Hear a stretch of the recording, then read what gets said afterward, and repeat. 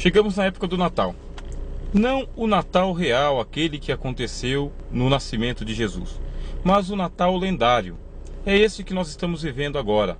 O Natal do mito, o Natal dos contos, o Natal das fábulas. Onde foi parar a verdade sobre o Natal? Os mitos tomaram conta.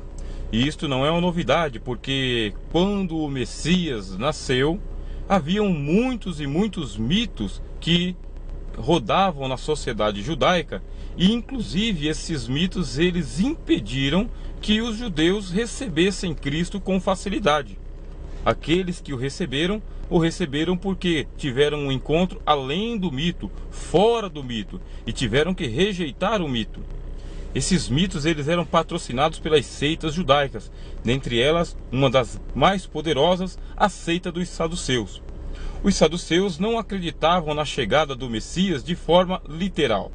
Para eles, o Messias era uma ideia, era uma era messiânica, uma época messiânica em que o Deus de Israel iria trazer prosperidade à nação, colocando Israel como cabeça das demais nações, dominando as demais nações, isto de forma impessoal, isto é, não pela figura de um rei, como era o caso de Davi ou de Salomão, mas sim por uma espécie de presença de Deus na vida dos judeus em todo o mundo, em que eles chegariam à dominação. Então, esta era uma lenda dos saduceus.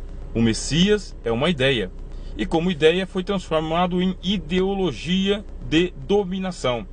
Por meio da ideologia, as mentes ficam cauterizadas e elas não conseguem pensar de maneira crítica. A ideologia ela tem esse poder. Além do mais, o que mais interessava aos saduceus era a vida monetária, a vida em riquezas, porque eles eram um partido político muito rico, que ganhavam muito dinheiro com o templo, e os judeus levavam todos os dízimos do Império Romano, do mundo grego ou outros lugares em que estivessem espalhados, como na Babilônia, levavam toda a sua riqueza para o Templo de Jerusalém, para poder financiar a vida opulenta dos sacerdotes no templo.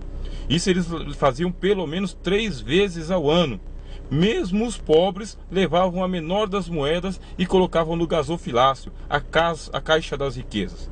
Então, com essa ideologia de dominação, ficava muito mais simples para os saduceus cauterizar a mente das pessoas, dizendo que o Messias estaria em qualquer lugar onde houvesse um judeu, porque não se tratava de uma pessoa, mas sim de uma espécie de reino messiânico universal, sem a presença imediata de uma pessoa de carne e osso.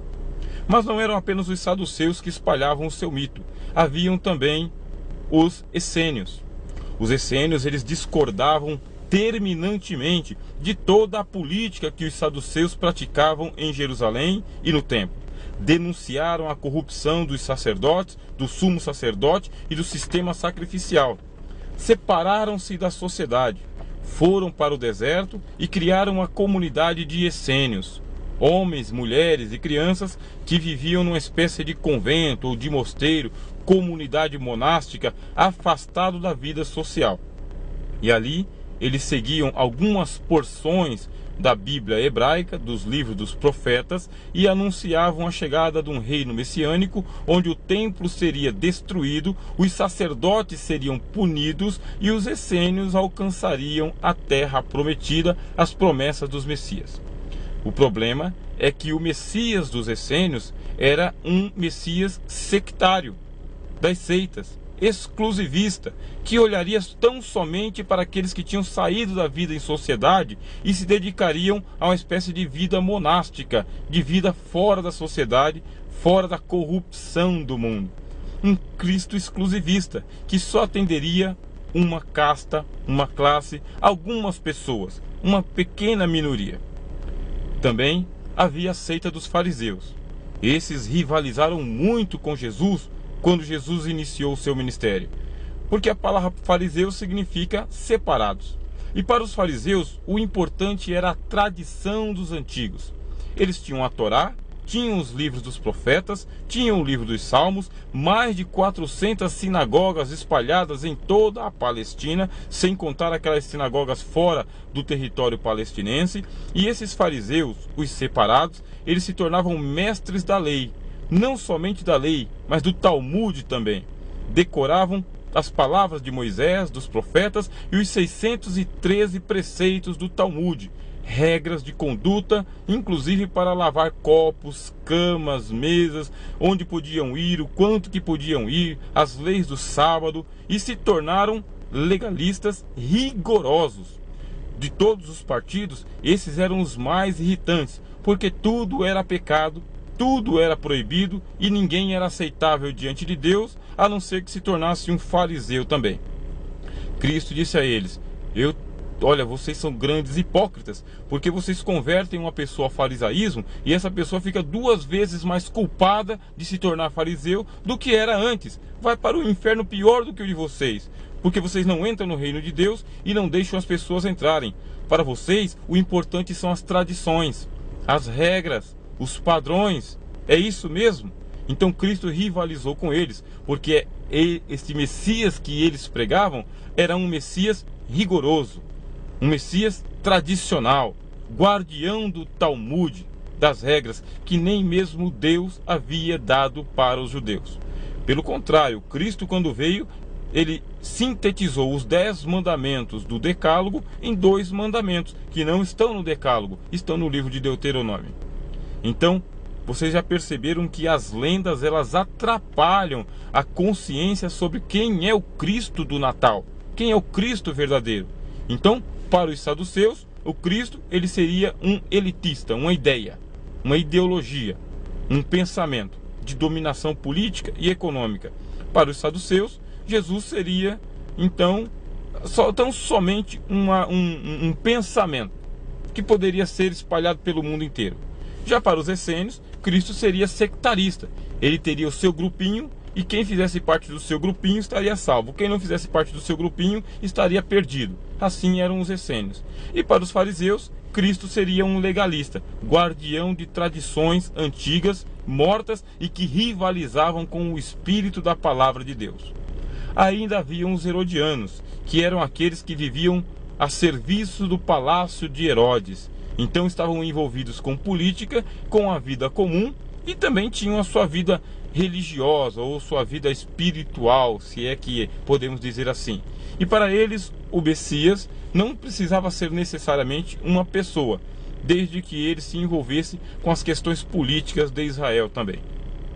Percebam, lenda atrapalha, mito atrapalha.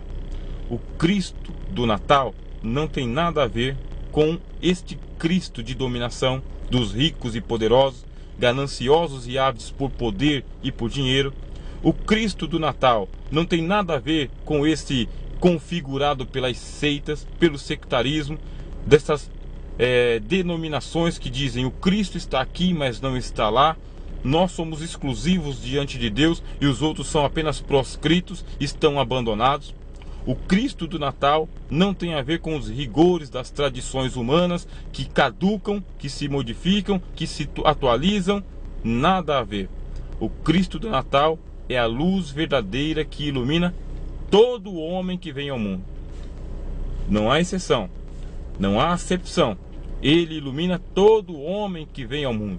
Foi por isso que João pôde escrever: a condenação é essa, a luz veio ao mundo. Veio para todos, mas os homens amaram mais as trevas do que a luz. O problema não está em que o Cristo não tenha vindo para A ou B. Ele veio para A, B, C, D, Z. Todas as pessoas. Mas então, quando as pessoas encontram com a luz, o que fazem? Amam mais as trevas do que a luz, mais as lendas do que a verdade, mais as sofismas do que a realidade. Este é o grande problema. Existem muitas outras lendas que os judeus contavam acerca do Messias. Para os zelotes, por exemplo, o Messias seria um guerrilheiro. Seria um homem empunhando armas, enfrentando guerras, enfrentando o exército, entrando em confronto direto com as políticas desse mundo. Então Jesus de João, ele diz: o meu reino não é deste mundo. Se fosse, haveria guerra sim contra os homens, mas desde agora o reino de Deus não é deste mundo. O que me preocupa são as lendas cristãs.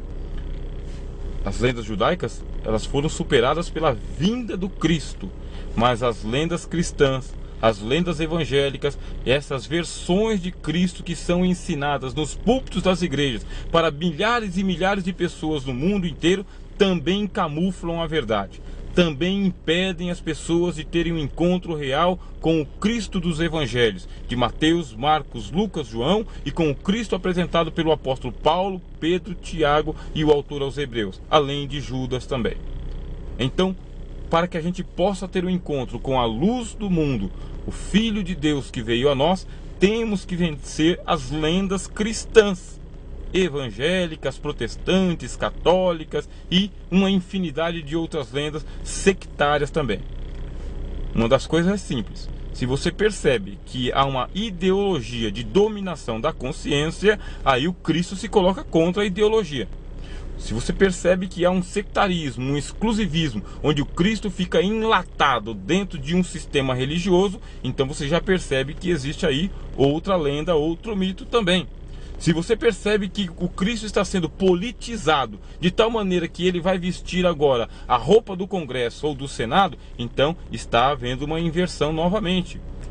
Jesus, ele transcende todos os sistemas ideológicos, filosóficos, religiosos, políticos e econômicos. Se a luz do sol, ela ilumina indistintamente a todos os homens, onde quer que eles estejam, muito mais o sol da justiça pode iluminar qualquer pessoa, em qualquer lugar, independente se ela está ou não praticando as regras da sociedade da onde ela está inserida. Não é assim a luz. Jesus disse: assim como a chuva desce sobre bons e maus, quem a derrama é o Pai, assim também o Espírito cairá sobre toda a carne. São os mistérios verdadeiros do Evangelho verdadeiro, do Cristo verdadeiro.